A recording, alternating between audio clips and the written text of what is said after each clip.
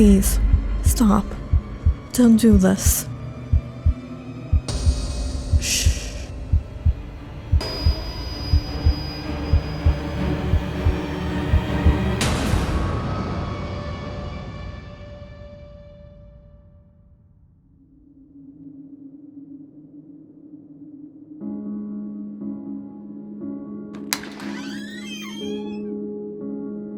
Where is she?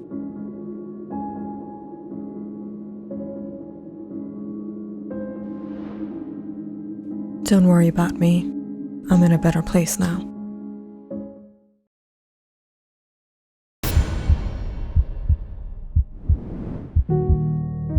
Edward, our daughter.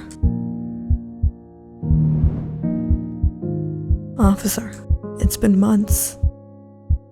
Mr. and Mrs. Adams, we're trying our best to find her, but in most of these cases, the chances of finding the missing person are very low.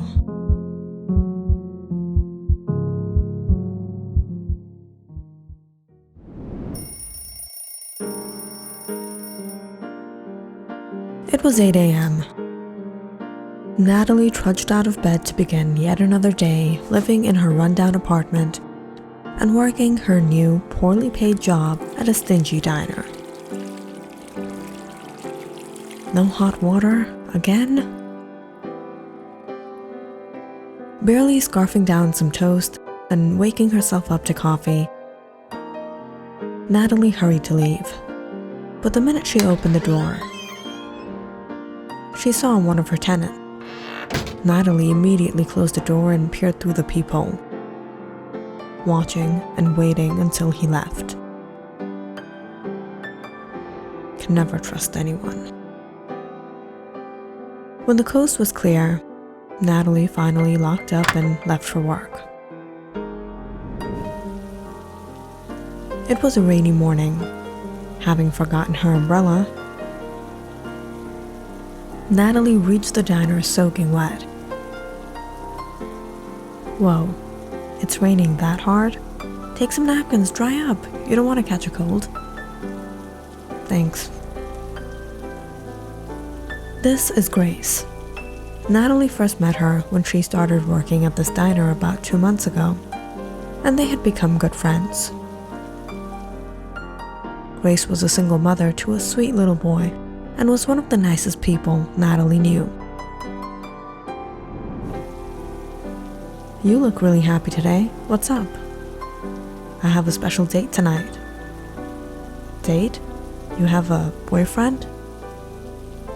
Yeah, but it's new. We've been dating for a couple weeks. He's taking me to this lakeside restaurant. Oh, you got protection, right? Grace raised her brow and looked at Natalie. Yeah, we're keeping it safe. No, not that protection. I mean for self-defense. If you don't, you can take my... Natalie rummaged through her bag to take out her pocket knife. Hold on. It's all right. I'm not taking a knife with me on my date. You never know. Don't worry, I'll be fine. That night, as Natalie and Grace were closing up, she noticed a man drive in on his motorbike. Oh, there he is.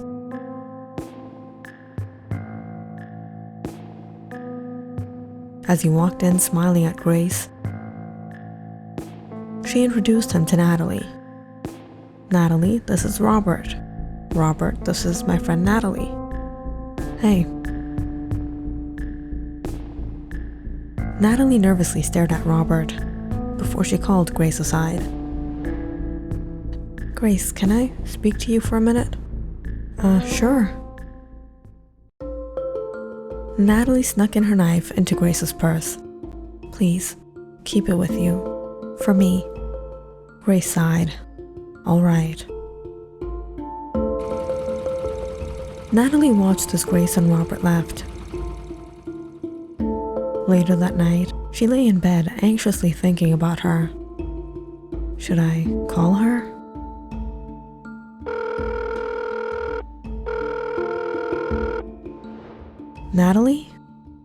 Grace, are you home yet? No, actually, I'm at Rob's place. I'm spending the night here.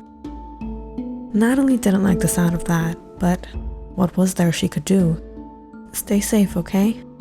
Yeah, I'll see you tomorrow. Who was that? Natalie. She was checking up on me. What's with her? She has a thing for you? Is she into women? No, she's just worried for me. The next morning, Natalie reached the diner early, anxiously waiting for Grace. To her relief, Grace arrived, but with her, Rob did too. You can be as nice as you want with her, but I know what you want. Rob started coming to the diner every now and then to pick up Grace after work. But after a few weeks, Natalie noticed he wasn't coming over as often anymore. So, how are things with you and Rob? We're alright, just haven't been getting time. You know how men are. They use women and then they ditch. No, Rob isn't like that. I think he really likes me. The days were passing on like this, and though Grace and Rob didn't break up, their relationship wasn't actually going anywhere either. It was one of these weekends. Natalie got a call from Grace. Natalie, I have good news. What? I got a call from a lawyer today. Liam's grandparents left a property for him in inheritance. Wow, that's nice. I'm gonna go check it out today. I was wondering if you want to come along? Sure. Natalie and Grace met up, and they drove a little far out into a peaceful neighborhood to check out the property. But when they got there, the place turned out nothing like what they were expecting.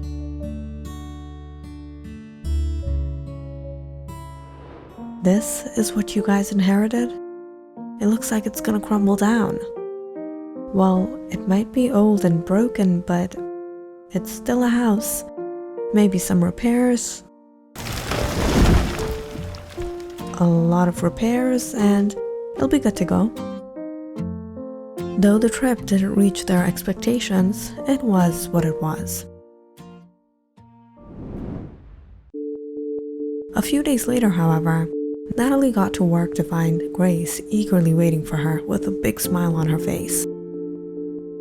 Natalie, where were you? I got good news. You got another house? No, it's Rob. He proposed to me.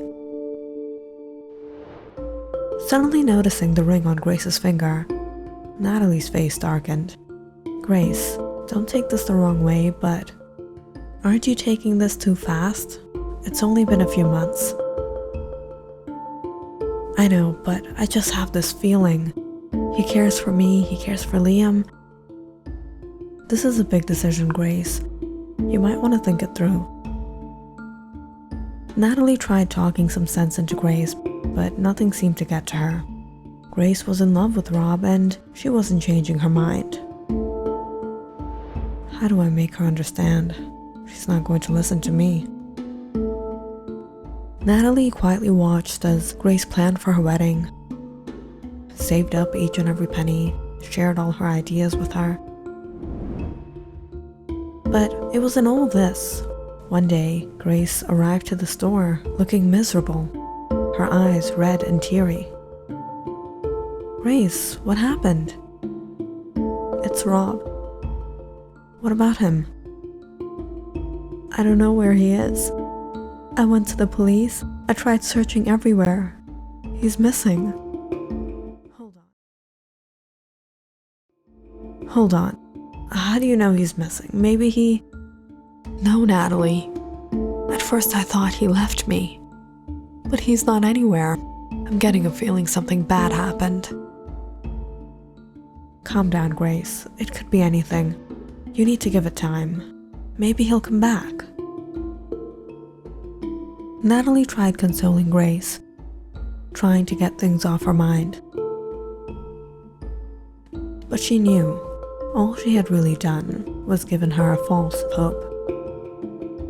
Rob wasn't going to return. Because Rob didn't go missing.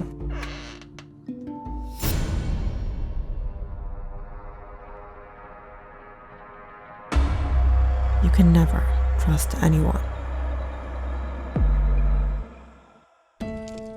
Almost 10 years ago, Natalie was living with her parents. She was happy like any other kid her age.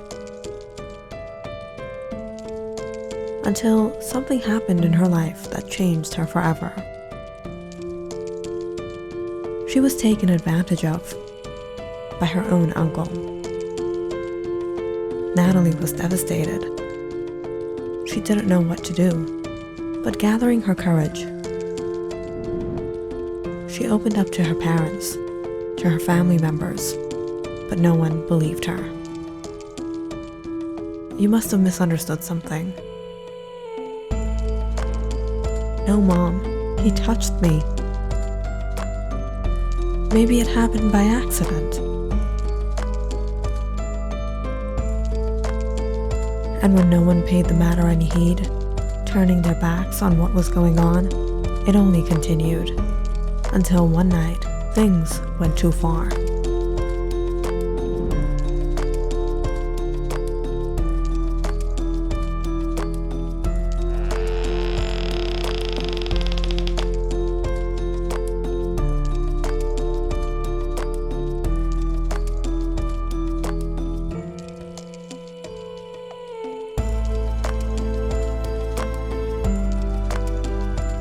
Please, stop.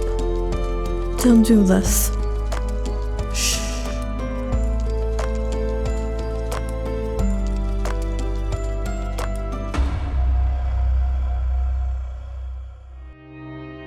Natalie couldn't bear what happened. And by that point, knowing perhaps no one would believe her, that night she decided to run away from home.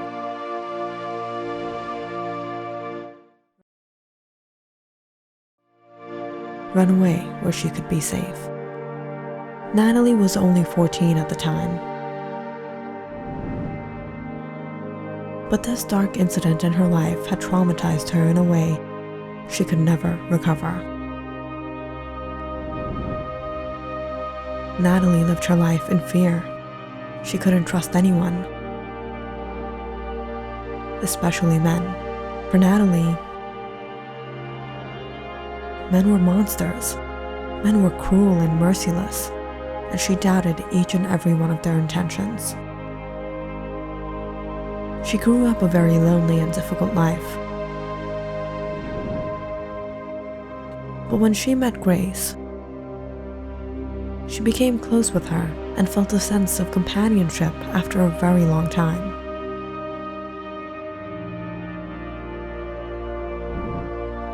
But when she discovered Grace was dating Robert, Natalie felt concerned because she knew Robert wasn't as innocent as he looked.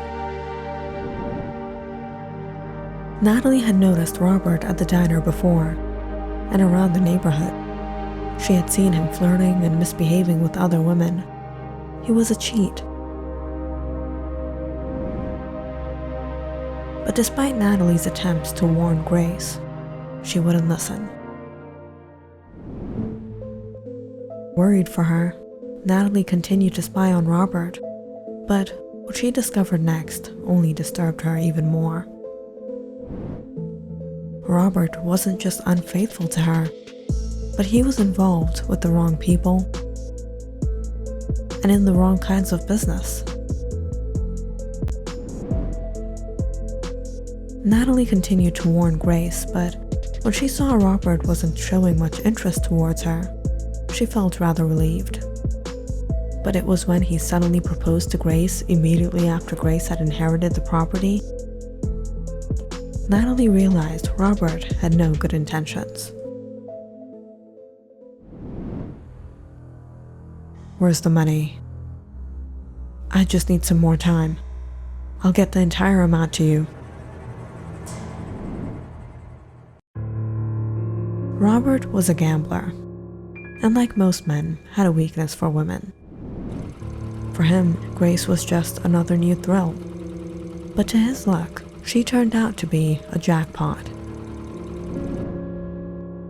Because Robert was in fact drowning in debt he owed to some people. After Robert had his fun with Grace, he was planning to dump her.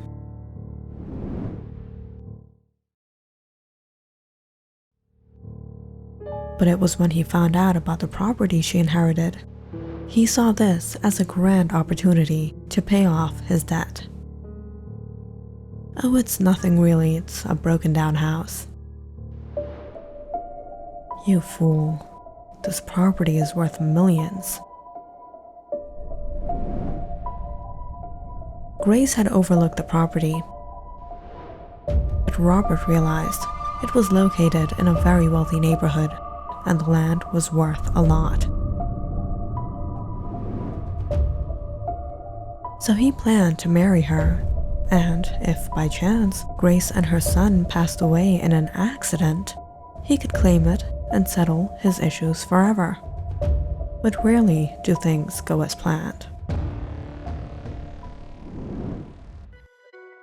It was a few days after the engagement.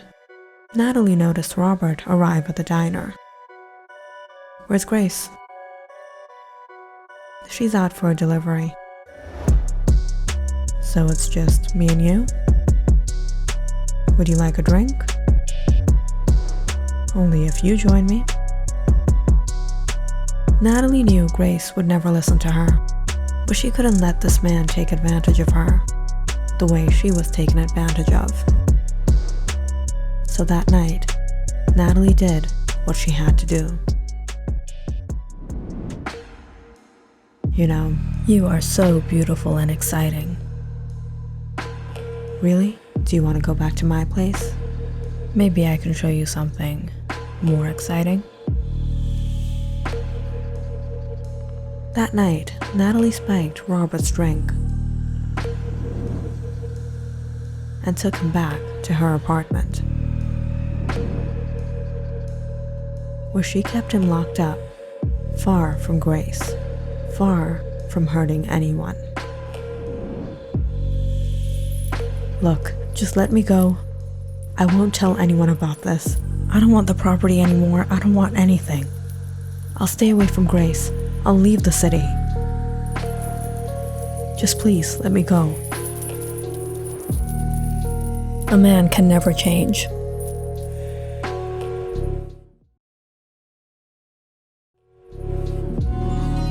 All men are monsters.